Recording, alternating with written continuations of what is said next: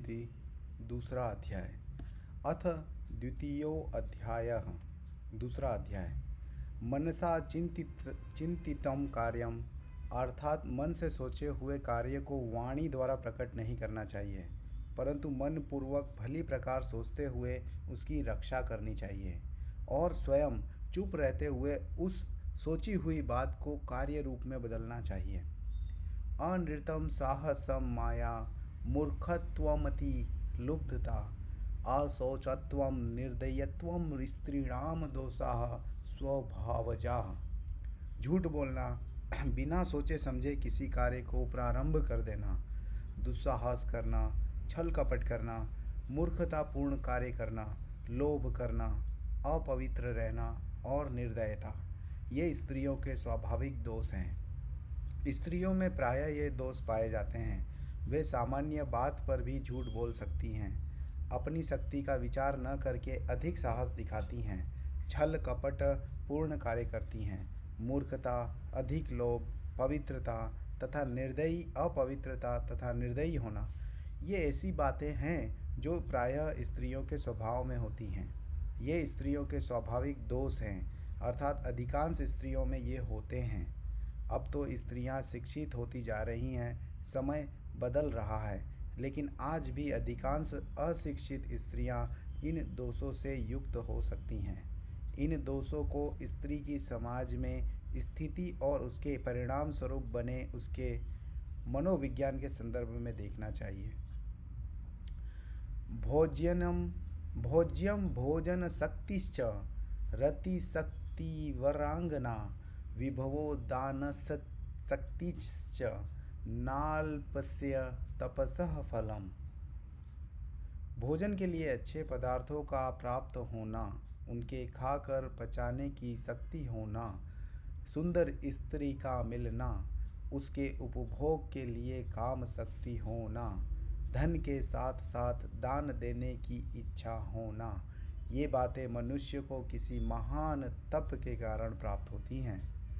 भोजन में अच्छी वस्तुओं की कामना सभी करते हैं, परंतु उनका प्राप्त होना और उन्हें पचाने की शक्ति होना भी आवश्यक है। प्रत्येक व्यक्ति चाहता है कि उसकी पत्नी सुंदर हो, परंतु उसके उपभोग के लिए व्यक्ति में काम शक्ति भी होना चाहिए। प्रत्येक व्यक्ति चाहता है कि उसके पास धन हो, परंतु धन प्राप्ति के बाद कितने ऐसे लोग हैं जो उसका सदुपयोग कर पाते हैं। धन का सदुपयोग दान में ही है।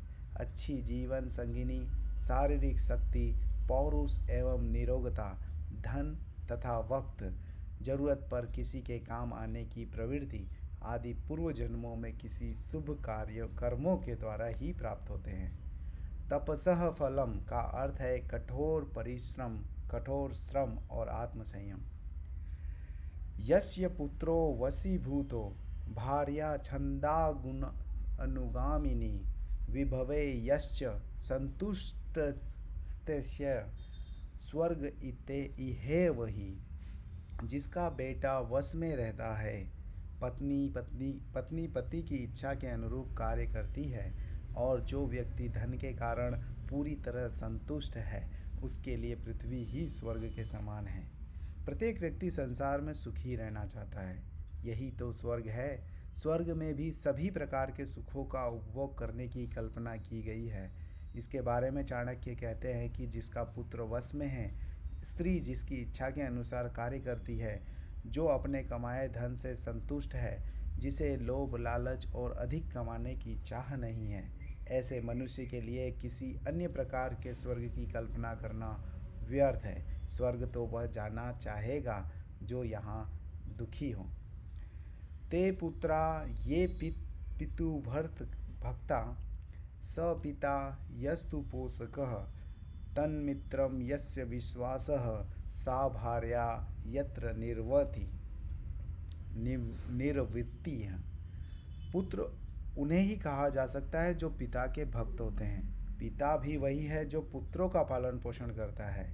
इसी प्रकार मित्र भी वही है जिस पर विश्वास किया जा सकता है, और भार्या अर्थात पत्नी भी वही है जिससे सुख की प्राप्ति होती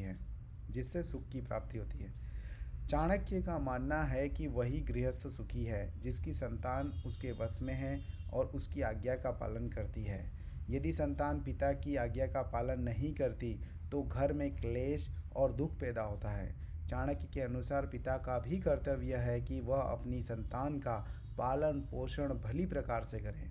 जिसने अपने कर्तव्यों से मुंह मोड़ लिया हो उसे पुत्र से भी भक्ति की आशा नहीं करनी चाहिए।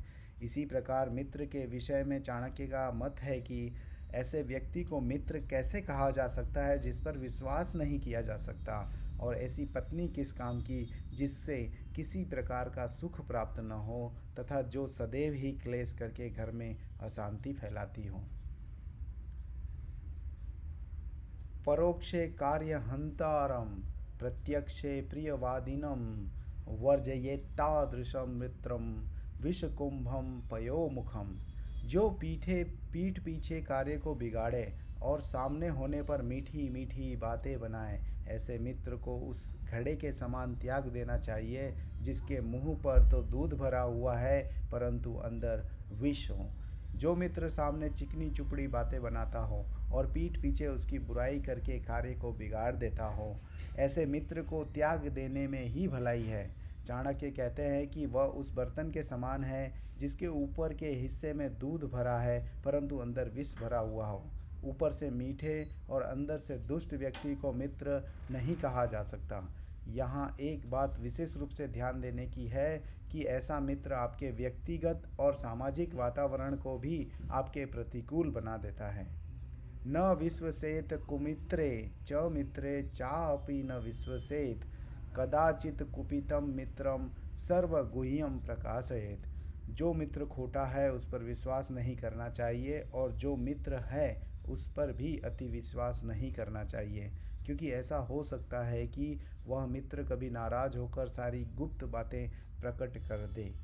चाणक्य मानते हैं कि जो व्यक्ति अच्छा मित्र नहीं है उस पर तो विश्वास करने का प्रश्न ही नहीं उठता, परंतु उनका यह भी कहना उचित है कि अच्छे मित्र के संबंध में भी पूरी तरह विश्वास नहीं करना चाहिए, क्योंकि किसी कारणवश यदि वह नाराज हो गया तो सारे भेद खोल देगा। आज बड़े बड़े नगरों में जो अपराध बढ़ रहे हैं, जो कुकर्म हो रहे हैं, उनके पीछे परिचित व्यक्ति ही अधिक पाए जाते हैं। घर का भेदी लंका ढाए, यह कहावत गलत नहीं है।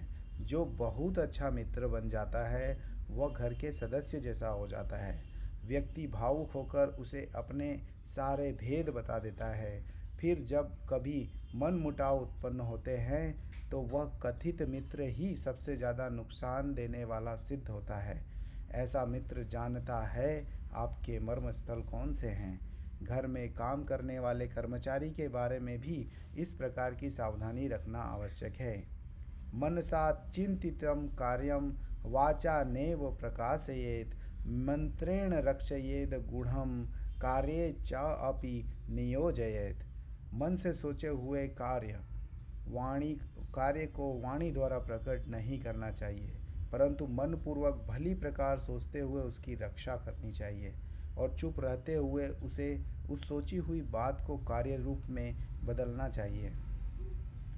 आचार्य का कहना है कि व्यक्ति को कभी किसी को अपने मन का भेद नहीं देना चाहिए। जो भी कार्य करना है उसे अपने मन में रखें और उसे समय आने पर पूरा करें। कुछ लोग किए जाने वाले कार्य के बारे में गाते रहते हैं, इस प्रकार उनकी बात का महत्व कम हो जाता है और यदि किसी कारणवश वह व्यक्ति उस कार्य को पूरा न कर सके तो उसकी हंसी होती है। इससे व्यक्ति का विश्वास भी कम होता है। फिर कुछ समय बाद ऐसा होता है कि लोग उसकी बातों पर ध्यान नहीं देते, उसे बेसिर पैर की हाँकने वाला समझ लिया जाता है। अतः बुद्धिमान को कहने से अधिक करने के प्रति प्रयत्नशील होना चाहिए। कष्टम च खलु मूर्खत्वम कष्टम च खलु यौवनम कष्टम तु कष्टतरम चैव परगेह निवासनम। मूर्खता और जवानी निश्चित रूप से दुखदायक होती है। दूसरे के घर में निवास करना अर्थात किसी पर आश्रित होना तो अत्यंत कष्टदायक होता है। मूर्ख होना कष्टदायक है क्योंकि वह स्वयं को, अपने को और दूसरों को एक समान हानि पहुंचाता है। मूर्खता के समान यौवन भी दुखदायी इसलिए माना गया है क्योंकि उसमें व्यक्ति काम, क्रोध आदि विकारों के आवेग में उत्तेजित होकर कोई भी मूर्खतापूर्ण कार्य कर सकता है, जिसके कारण उसके अपनों और दूसरों लोगों की अनेक कष्ट उठाने पड़ सकते हैं।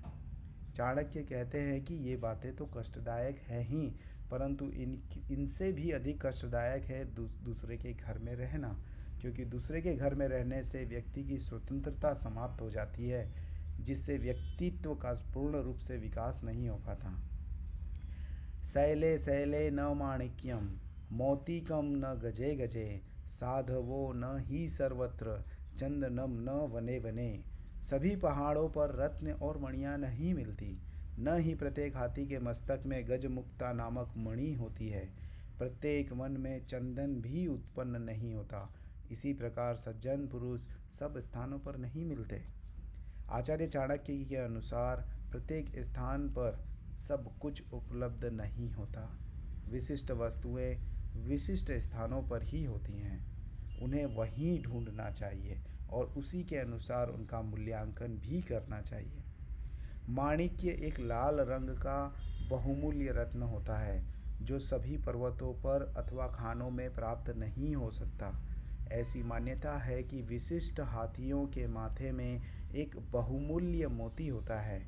सब जंगलों और वनों में चंदन के वृक्ष जिस प्रकार नहीं मिलते, उसी प्रकार सज्जन व्यक्ति भी सभी स्थानों पर दिखाई नहीं देते, अर्थात श्रेष्ठ वस्तुएं मिलनी दुर्लभ होती हैं। पुत्राश्च विविधेय शिलै नियोज्या सततम बुधेय नीतिज्ञाय शील संपन्ना भवन्ति कुल पूजिता। बुद्धिमान लोगों को चाहिए कि वह अपने पुत्र और पुत्रियों को अनेक प्रकार के अच्छे गुणों से युक्त करें, उन्हें अच्छे कार्यों में लगाएं, क्योंकि नीति जानने वाले और अच्छे गुणों से युक्त सज्जन स्वभाव वाले व्यक्ति ही कुल में पूजनीय होते हैं। चाणक्य कहते हैं कि बचपन में बच्चों को जैसी शिक्षा दी जाएगी, उनके जीवन का विकास उसी प्रकार का होगा। इसलिए माता पिता का कर्तव्य है कि वे उन्हें ऐसे मार्ग पर चलाएं जिससे उनमें चातुर्य के साथ साथ शील स्वभाव का भी विकास हो। गुणी व्यक्तियों से ही कुल की शोभा होती है। माता शत्रु पिता वैरी येन बालो न पाठितः न शोभते सभा मध्य हंस मध्य बको यथा। वे माता पिता बच्चों के शत्रु हैं जिन्होंने बच्चों को पढ़ाया लिखाया नहीं, क्योंकि अनपढ़ बालक विद्वानों के समूह में शोभा नहीं देता, उसका सदैव तिरस्कार होता है।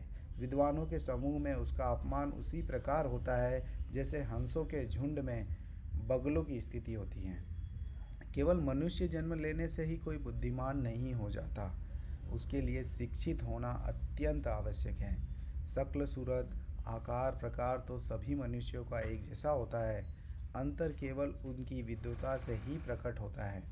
जिस प्रकार सफ़ेद बगुला सफ़ेद हंसों में बैठकर हंस नहीं बन सकता, उसी प्रकार अशिक्षित व्यक्ति शिक्षित व्यक्तियों के बीच में बैठकर शोभा नहीं पा सकता। इसलिए माता पिता का कर्तव्य है कि वे बच्चों को ऐसी शिक्षा दें जिससे वे समाज की शोभा बन सकें। लाल नाद बहवो दोषास्ता नाद बहवो गुणा तस्मात्पुत्रम च शिष्यम च ताड़येन्नु तू लालयेत। लाड़ दुलार से पुत्रों में बहुत से दोष उत्पन्न हो जाते हैं। उनकी ताड़ना करने से अर्थात दंड देने से उसमें गुणों का विकास होता है। इसलिए पुत्रों और शिष्यों को अधिक लाड़ दुलार नहीं करना चाहिए, उनकी ताड़ना करते रहनी चाहिए। यह ठीक है कि बच्चों को लाड़ प्यार करना चाहिए, किंतु अधिक लाड़ प्यार करने से बच्चों में अनेक दोष भी उत्पन्न हो सकते हैं। माता पिता का ध्यान प्रेमवश उन दोषों की ओर नहीं जाता, इसलिए बच्चे यदि कोई गलत काम करते हैं तो उन्हें पहले ही समझा बुझाकर उस गलत काम से दूर रखने का प्रयत्न करना चाहिए। बच्चे के द्वारा गलत काम करने पर उसे नज़रअंदाज करके लाड़ प्यार करना उचित नहीं है। बच्चे को डांटना भी चाहिए, किए गए अपराध के लिए दंडित भी करना चाहिए, ताकि उसे सही गलत की समझ आए। श्लोकेन वा तदधेर्न पादैनैकाक्षरेण वा अबन्ध्यं दिवसं कुर्याद दानाध्ययन कर्मभिः। व्यक्ति को एक वेद मंत्र का अध्ययन, चिंतन अथवा मनन करना चाहिए। यदि वह पूरे मंत्र का चिंतन मनन नहीं कर सकता तो उसके आधे अथवा उसके एक भाग का, और यदि एक भाग का भी नहीं तो एक अक्षर का ही प्रतिदिन अध्ययन करे। ऐसा नीति शास्त्र का आदेश है। अपने दिन को व्यर्थ न जाने दें। अध्ययन आदि अच्छे कार्यों को करते हुए अपने दिन को सार्थक बनाने का प्रयत्न करें। चाणक्य कहते हैं कि मनुष्य जन्म बड़े भाग्य से मिलता है, इसलिए उसे व्यर्थ नहीं जाने देना चाहिए। व्यक्ति को चाहिए कि वह अपना समय, अपना दिन वेदादि शास्त्रों के अध्ययन में ही बिताए तथा उसके साथ साथ दान आदि अच्छे कार्यों का कार्य भी करे। महान पुरुषों की विशेषताओं का वर्णन करते हुए कहा गया है, व्यसनम श्रुतो, अर्थात श्रेष्ठ ग्रंथों का अध्ययन करना उनका व्यसन होता है। कांता वियोगः स्वजनापमानः ऋणस्य शेषः कुनिप्रस्य सेवा दरिद्र भावो विषमा सभा च विनाग्नि नैते प्रदहन्ति कायम। पत्नी का बिछुड़ना, अपने बंधु बांधवों से अपमानित होना, कर्ज चढ़े रहना, दुष्ट अथवा बुरे मालिक की सेवा में रहना, निर्धन बने रहना, दुष्ट लोगों और स्वार्थियों की सभा अथवा समाज में रहना, ये सब ऐसी बातें हैं जो बिना अग्नि के शरीर को हर समय जलाती रहती हैं। सज्जन लोग अपनी पत्नी के वियोग को सहन नहीं कर सकते। यदि उनके अपने भाई बंधु उनका अपमान अथवा निरादर करते हैं तो वह उसे भी नहीं भुला सकते। जो व्यक्ति कर्जे से दबा है उसे हर समय कर्ज न उतार पाने का दुख रहता है। दुष्ट राजा अथवा मालिक की सेवा में रहने वाला नौकर भी हर समय दुखी रहता है। निर्धनता तो ऐसा अभिशाप है जिसे मनुष्य सोते और उठते बैठते कभी नहीं भुला पाता। उसे अपने स्वजनों और समाज में बार बार अपमानित होना पड़ता है। अपमान का कष्ट मृत्यु के समान है। ये सब बातें ऐसी हैं जिनके बिना आग के ही व्यक्ति अंदर ही अंदर जलता रहता है। जीते जी चिता का अनुभव करने की स्थिति है यह। नदी तीरे च ये वृक्षाः परगेहेषु कामिनी मंत्रिहीनाश्च राजानः शीघ्रं नश्यन्त्यस्य संशयम्। जो वृक्ष बिल्कुल नदी के किनारे पैदा होते हैं, जो स्त्री दूसरों के घर में रहती है और जिस राजा के मंत्री अच्छे नहीं होते, वे जल्दी ही नष्ट हो जाते हैं, इसमें कोई संशय नहीं है। नदी के किनारे के वृक्षों का जीवन कितने दिन का हो सकता है, यह कोई नहीं कह सकता, क्योंकि बाढ़ तथा तूफान के समय नदियाँ अपने किनारों के पेड़ों को ही क्या, अपने आसपास की फसलों और बस्तियों को भी उजाड़ देती हैं। इसी प्रकार दूसरे घरों में रहने वाली स्त्री कब तक अपने आप को बचा सकती है।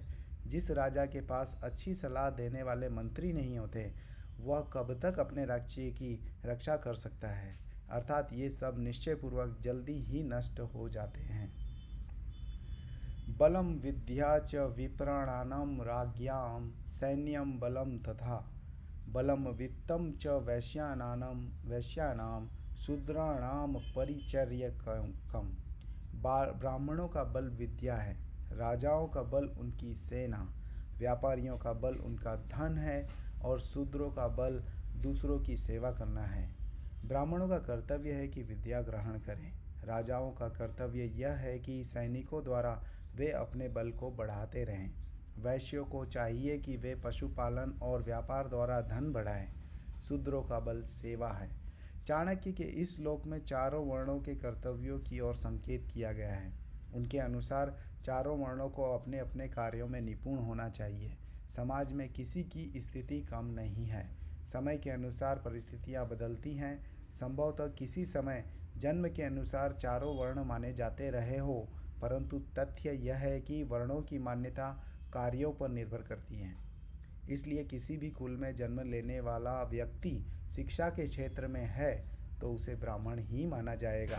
जो व्यक्ति व्यापार करता है, कृषि कार्य में लगा है, पशुपालन करता है, उसे वैश्य ही माना जाएगा।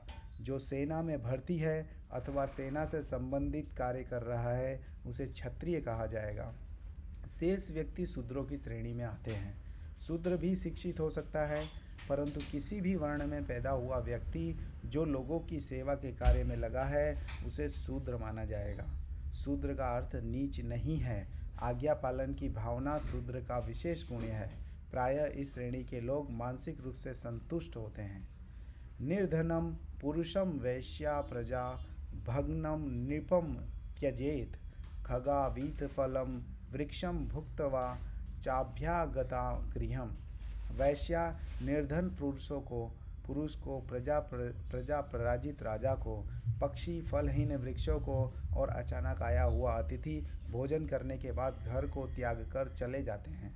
आचार्य ने यहाँ संबंधों की सार्थकता की ओर संकेत किया है। कोई तभी तक संबंध रखता है जब तक उसके स्वार्थ की पूर्ति होती है। वैश्या का धंधा पर पुरुषों से धन लूटना है। धन के समाप्त होने पर वह मूड मोड़ लेते हैं। प्रजा प्रतापी राजा होने को ही सम्मान देती है। जब वह शक्तिहीन हो जाता है तो प्रजा राजा का साथ छोड़ देती है। इसी प्रकार प्रकृति के सामान्य नियम के अनुसार वृक्षों पर रहने वाले पक्षी तभी तक किसी वृक्ष पर बसेरा कर रखते हैं जब तक वहाँ से उन्हें छाया और फल प्राप्त होते रहते हैं। घर में अचानक आने वाले अतिथि का जब भोजन पान आदि से स्वागत सत्कार कर दिया जाता है तो वह भी सामाजिक नियम के अनुसार विदा लेकर अपने लक्ष्य की ओर चल पड़ता है। भाव यह है कि व्यक्ति को अपने सम्मान की रक्षा का स्वयं ध्यान रखना चाहिए। उसे अपेक्षा करते समय संबंधों के स्वरूप को सही प्रकार से समझना चाहिए। किसी स्थान, व्यक्ति या वस्तु से आवश्यकता से अधिक लगाव नहीं रखना चाहिए। गृहीत्वा दक्षिणां विप्रासत्य जन्ति यजमानकं प्राप्त विद्या गुरुम शिष्या दग्धारण्यम मिगास्थता। ब्राह्मण दक्षिणा प्राप्त करने के बाद यजमान का घर छोड़ देते हैं। विद्या प्राप्त करने के बाद शिष्य गुरु के आश्रम से विदा ले लेता है। वन में आग लग जाने पर वह वहाँ रहने वाले हिरण आदि पशु उस जंगल को छोड़कर किसी दूसरे जंगल की ओर चल देते हैं। यह श्लोक भी उसी बात की पुष्टि करता है जिसे पहले कहा गया है। यदि कोई व्यक्ति किसी विशेष कार्य के कारण किसी के पास जाता है तो अपना कार्य सिद्ध हो जाने पर उसे वह स्थान छोड़ देना चाहिए। जिस प्रकार ब्राह्मण लोग यजमान के किसी कार्य की पूर्ति के बाद दक्षिणा प्राप्त हो जाने पर आशीर्वाद देकर वहाँ से चले जाते हैं, शिष्य भी विद्या की प्राप्ति के बाद गुरुकुल छोड़कर अपने अपने घर चले जाते हैं। जब किसी जंगल में आग लग जाती है तो वहाँ रहने वाले पशु भी उस जंगल को छोड़कर किसी दूसरे जंगल की खोज में चल पड़ते हैं। अर्थात व्यक्ति को अपना कार्य समाप्त हो जाने पर किसी के यहाँ डेरा डालने की मंशा नहीं करनी चाहिए। दुराचारी दूरदृष्टिर्दुरावासी च दुर्जनः यन्मैत्री क्रियते पुंभिनरः शीघ्रं विनश्यति। बुरे चरित्र वाले, अकारण दूसरों को हानि पहुँचाने वाले तथा गंदे स्थान पर रहने वाले व्यक्ति के साथ जो पुरुष मित्रता करता है वह जल्दी ही नष्ट हो जाता है। सभी साधु संतों, ऋषि मुनियों का कहना है कि दुर्जन का संग नरक में वास करने के समान होता है। इसलिए मनुष्य की भलाई इसी में है कि वह जितनी जल्दी हो सके दुष्ट व्यक्ति का साथ छोड़ दे। आचार्य ने यहाँ यह भी संकेत किया है कि मित्रता करते समय यह भली प्रकार से जांच परख लेना चाहिए कि जिससे मित्रता की जा रही है उसमें ये दोष तो नहीं है। यदि ऐसा है तो उससे होने वाली हानि से बच पाना संभव नहीं है।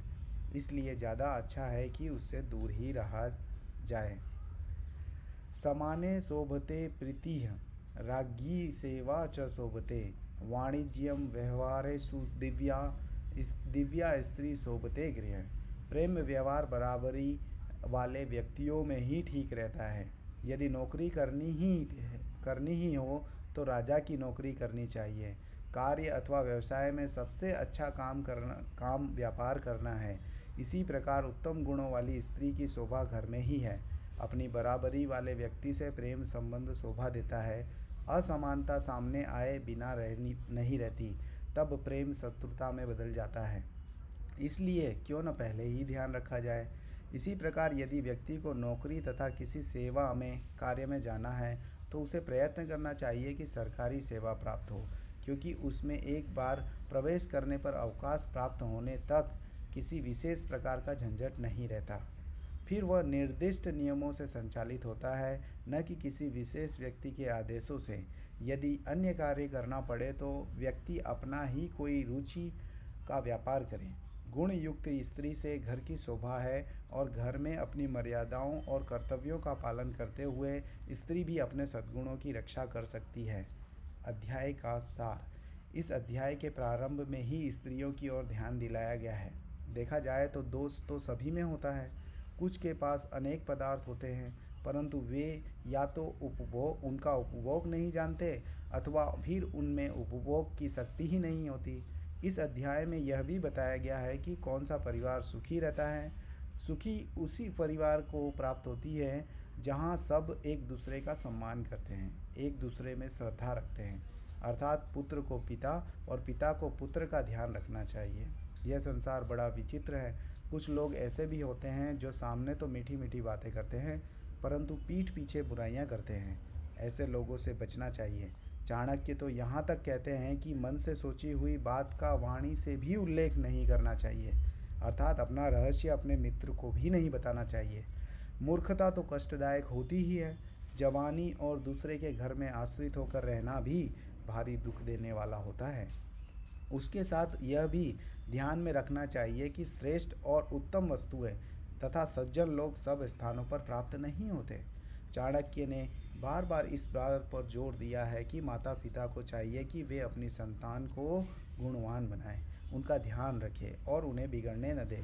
आचार्य कहते हैं कि व्यक्ति को चाहिए कि वह अपना समय सार्थक बनाए, अच्छा कार्य करे। इसके साथ उनका कहना है कि सब लोगों को अपना कार्य अर्थात कर्तव्य पूरा करना चाहिए। कौटिल्य ने मनुष्य को बार बार सचेत किया है कि उसे वास्तविकता समझनी चाहिए, गफलत में नहीं रहना चाहिए। उसे यह ज्ञात होना चाहिए कि वेश्या का प्रेम एक धोखा है, इसलिए उसे इस प्रकार की स्त्रियों तथा दुष्ट पुरुषों से बचना चाहिए। उसे चाहिए कि वह प्रेम और मित्रता अपने बराबर वालों से ही रखें। धन्यवाद।